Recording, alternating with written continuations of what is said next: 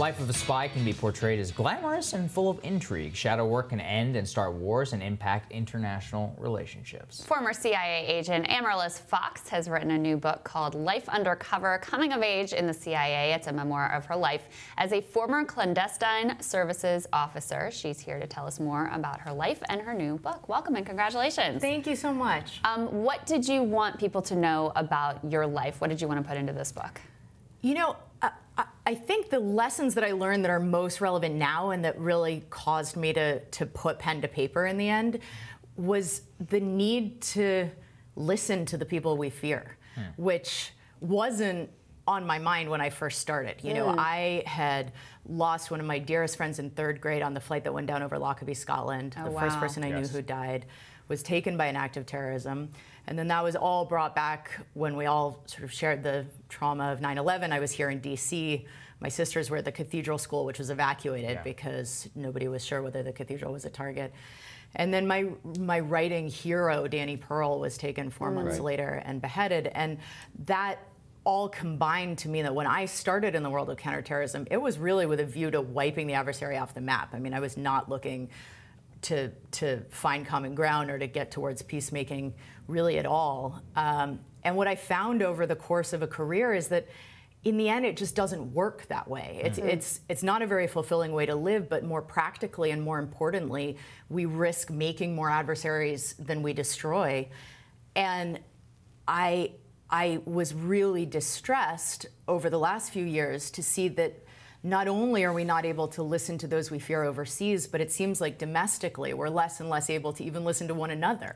Well, what does listen to our adversaries overseas look like in practice? What does that mean? Well, it means when somebody is pushed to abhorrent acts of violence and these crimes against humanity, it's easy to think of them as a monster, a boogeyman, rather than a human who's driven by a set of motivations. And the problem with that, even though it can sort of feel gratifying in the moment, is that you don't understand what's driving those acts of violence, and therefore you can't possibly understand what could make them stop. And so you end up with these ongoing endless wars, and we're now almost at the 20-year mark on this war. And the ability to say, here are the set of life experiences that are driving this conflict. How can we change those in a way that works for everybody in order to inch ourselves towards some resolution? Isn't that kind of endless too, though? I mean, we can't change the lives. It's absolutely endless. Right? It's an ongoing process for sure. That's the great work of all of our lives, right? Is to take our experiences and try to integrate them with the experiences of others in order to kind of form this worldview that allows us to live in a pluralistic, peaceful society. So what were some of those sort of life factors that you saw in our adversaries that led them to radicalization?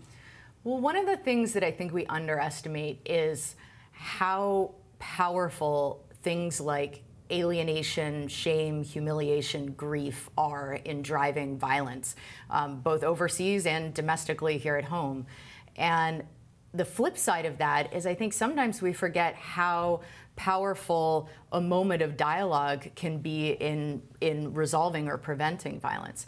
And so, for example, if you take A.Q. Khan, who was the arms dealer that was responsible for spreading nuclear precursors not just to rogue states, but even to terror groups, and you look at his backstory, he talks about a moment where he was on a train going across a border, and as a teenager he'd saved up for a fountain pen, and the Indian border guard, when he took his card, said, "And I'll also take that pen." And he said, "No, you can't take the pen." And he said, "What are you going to do to stop me?"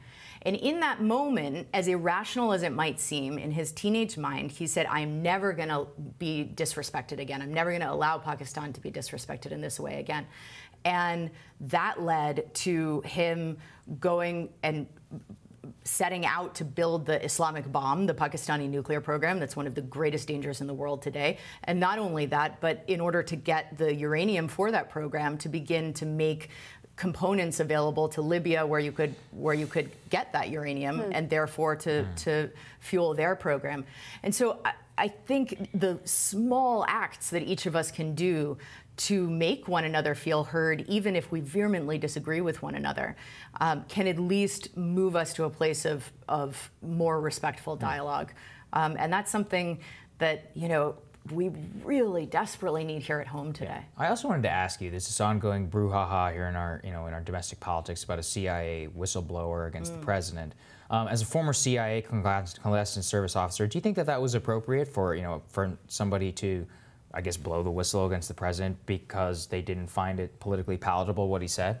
Well, I think that this particular whistleblower process has actually been a very heartening example of following the process, right? And we've seen would-be whistleblowers before have information that they felt, in many cases rightly, was of public concern and sidestep that whistleblowing process in order to just release classified cables to the media. And I think that the justification for that has always been, well, that whistleblower process wouldn't work. And I think this, however it turns out, this current situation is a heartening example of the system working as it's meant to. You know, information of concern being put before Congress and being considered. We're in a hyper-partisan moment. I hope that it can be considered on its merits, but I do believe that it'll be inspirational for future intelligence officers, military officers who find information that concerning to know that they can actually go through those channels. Amaryllis Fox, thank you so much. Congrats on the book. My pleasure. Thank you so much. Thank Really you. appreciate it. We'll have more Rising just after this.